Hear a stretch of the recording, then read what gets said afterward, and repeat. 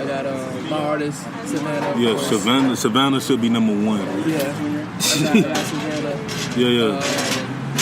Who else? Locally, I like this girl from Tampa. Her name is Betty Doll. Like her aesthetics, everything about what she does to me is just like she's creative as fuck. Her shit is quality. She know what she wants. So her name is Betty Doll. She's dope as fuck. She's from Tampa. Okay. I'm thinking people that I'll do a show with. That's what I'm trying to think. Alright, yeah.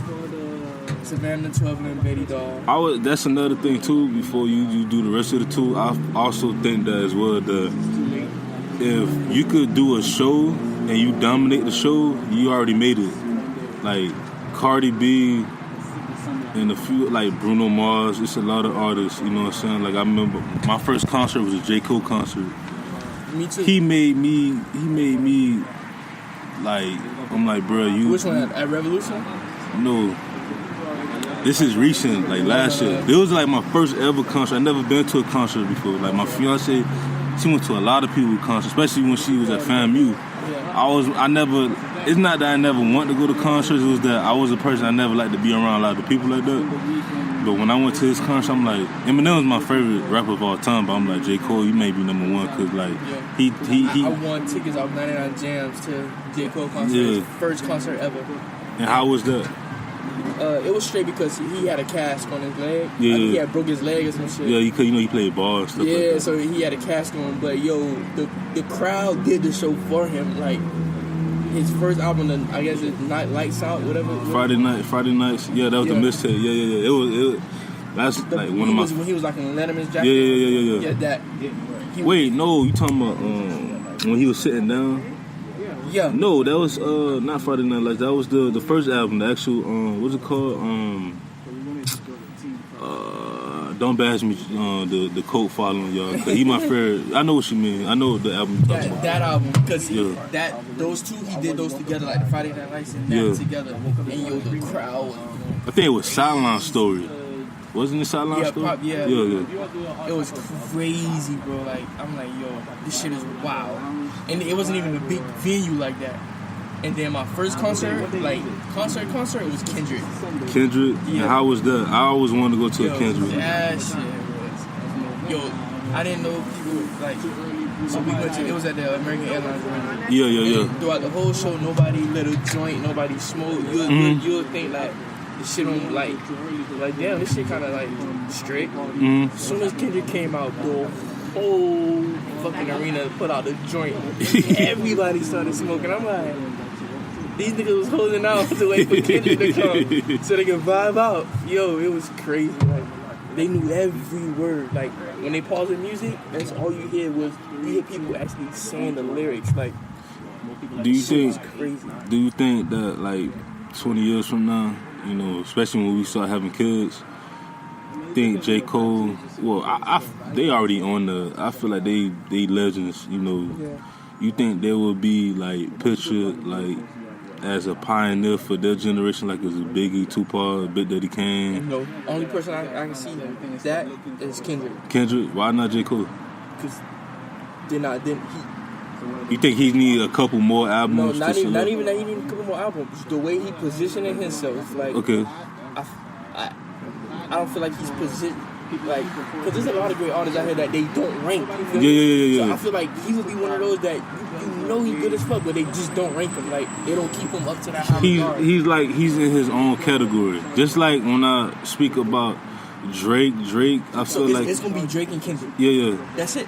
So, do you think the way they're building their persona and how they embody themselves, they creating that persona of like a Michael Jackson. They're actually doing that. I kind of put Drake with Snoop Dogg up because Drake is worldwide. He's worldwide known. Like he's universal known. Yeah. Like Snoop Dogg. Kendrick too. Yeah, Kendrick too. But I'm just saying like Kendrick is, when you think of Kendrick, you just think of him as an artist as far as like a rapper. Drake is like, he did everything. Snoop Dogg did everything. And that's what I like about Kendrick. Because you can't say that about Kendrick. Kendrick never been in a movie, but look at his videos. He get actors to act in his videos, which is a movie. You feel me? Like the Black Panther, like the whole that whole soundtrack is live. So he's cutting corners, but still ending up on the big screen. Like, Yeah. he don't have to be an actor, but he made the soundtrack for the movie.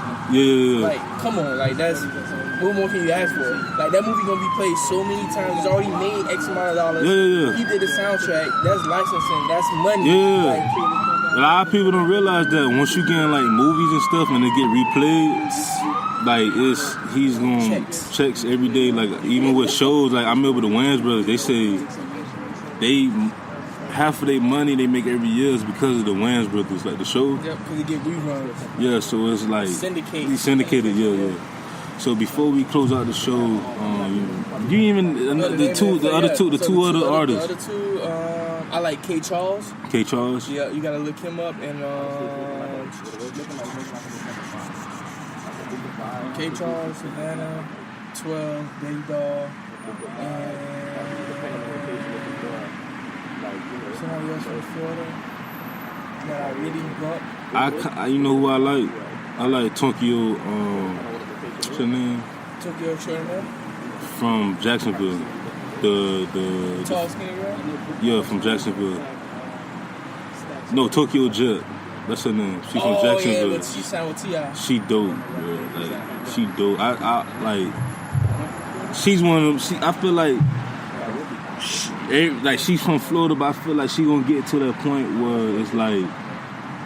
She gonna be kind of commercial, but to me she's dope, bro. I ain't really check that stuff out. You gotta check it out. Like they put out a rank last year about like the top 25 rappers, and she was on the. I'm like, she could have been higher because from a couple songs I heard from her, even though some of them was featured, like you could tell like she's lyrical. You know what I'm saying? I'm trying to be my last artist for South Florida. I say. Because I ain't really been no rapper, so I'm going to say right now, I'll say Bushy B. Bushy B, what part? He from? Opelika. Oh, he from the hood. Yeah. Opelika. That's Iceberg artist too. I used to engineer for him before he even started working with Iceberg. So all these artists, they got like music out on different platforms, so you definitely got to text me that so I can listen to them and I can follow them and they could be on the show as well. Yeah, I got from my mainstream, there's R. Kelly, Mary J. Blige, Trick Daddy,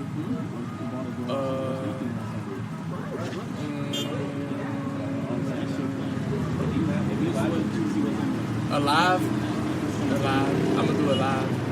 You could do Dead too. Aaliyah. That's another question. Do you think Aaliyah would be what Beyonce is that if she was still alive? I think she'd be better than Beyonce because at the end of the day, it was the team behind Aaliyah. Yeah, and how was the team behind Beyonce? Yeah. Aaliyah team was nice. Yeah, like and she had Jay-Z on her team. Yeah. Cause Jay-Z. Imagine, bro. Man. And that's the thing. Aaliyah didn't even need a group or nobody. Like Beyonce been doing this shit since like so young. Yeah, from Destiny Child and all that stuff. Out with the shit. Yeah. Like she was already big. She was already bigger than what she was. She was already in movies. She was. She been past Beyonce. Like she was before her time. Yeah. And I remember when she passed, that was a sad year. Bro, they played that shit in my school. Mm-hmm. That's how big that shit was. Yeah. And then who's the last artist? Let's say right now, you pick a venue that's around a food. I say Bird. Bird? Yeah. Bird is someone where he's lyrical. He has that. He's so unappreciated. Like he could easily. I don't think so. No. I'm talking about like, all right, because we had a conversation about Kodak Black. And I always we kind of wish that Iceberg was in that light with like Kodak Black. I don't think so because bro. And I'm not like because they both different. You know what I'm saying? I'm just saying the way you gotta sit down and talk to him, or you just like I don't know, but I feel like with the way he see his shit, like he know what he wants. Not everybody wants something else for him, but he know what he wants. You feel me? And I feel like. I just expect people to grind how they grind. You feel me? Like I feel like Kodak, he was put too early in the limelight. Same thing with LaJon Slim. When he signed, I never heard nothing else from him when he signed. Because he didn't build up. Like, I feel like you have to build up for that. Like, Nipsey Hussle just got his deal. Like, he was in the deal before, started doing his independent shit, and the label came to him to distribute shit. It's a partner. It was more of a partnership, and that's distribution. Nipsey Hussle, like, he showed people that. Because I feel, I feel like I'm not necessarily you need a label, but you need that partnership. But you have to be like, you don't need the money from it. You feel me? But however, like, you need that partnership once you already once you already, like, bro, Bird already making money. So when you come to him, you can't come to him you gotta know your worth. Like, hey, I made this much throughout my career. So if a part, like, it gotta benefit. It gotta benefit us. Nipsey Hussle ran his shit up to the point where he probably peaking and can't go no more. So he need that cosign to, like, get him to overseas, get him to, like, to like really put the machine behind him. Even though it's still a partnership, he needs that's the next level. Cause like Moneybagg Yo, you heard some of his music. I love Moneybagg Yo. He even is like, he just signed to a major. I think it was, I don't know. With Yo Gotti. But Yo Gotti signed with Epic. So he was like, it was time for him to, get to that next level. That's what I'm saying. Now it's just more of an exposure thing. You feel me? Because those I look into like companies like Our Media and shit like that. Our Media is the same people that own the billboards. That the Clear Channel billboards with that move when you go to Aventura, you see them all those big ass billboards. They own those. You feel me? So when they promote you, like that's radio ties because that's the same. Those same people. You feel me? Like they run under a different company name, but you read who the parent company is. These motherfuckers. By the way, we are on Our Radio as well, so the podcast. So.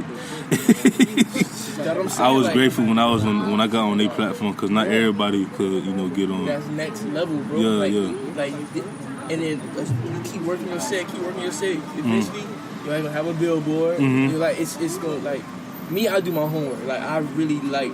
I want to know what company started what company. How did this company link with this company? Like, because like even with like the whole a lot of people didn't even know Jordan. Like these new kids don't even know Jordan's still under Nike. You feel me? Or like.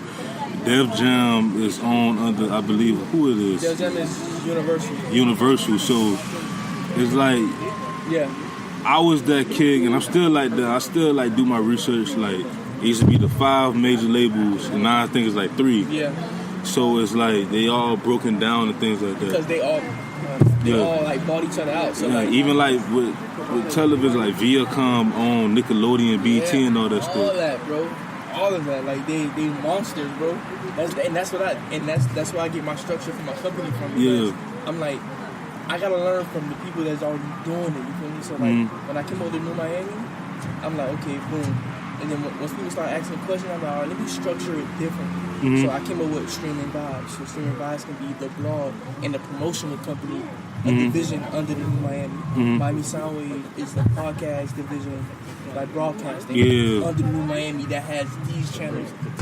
That's what I'm trying to do right now. That's what I'm in the process of doing. So don't forget about us, bro. Yeah, I'm not, bro. Don't forget about us, because with sports biz music and with Coda Talk, it's going to be. And that's the thing. Yeah. So right now, I got a new podcast that I'm launching. It's called Florida Selects. And what is that podcast like? So we're gonna be interviewing same thing, kind of like this, but we're just sticking to more other people behind the scenes and the artists. So like the producers get the limelight, the managers, like the people behind the scene, like the videographers, like those people. And that's why I feel like with the podcasters these days, like they just look for the artists, they look for the people in the front. We need more podcasts that, because I listen to a lot of podcasters that's like, like that's business, like so they'll interview like the assistant to the assistant to see how it goes, and like at the end of the day, that person is doing investments. You know what I'm saying? So you want to interview them on how. And that's what I mean. Another thing, like when I go out to the events, like I always look for the person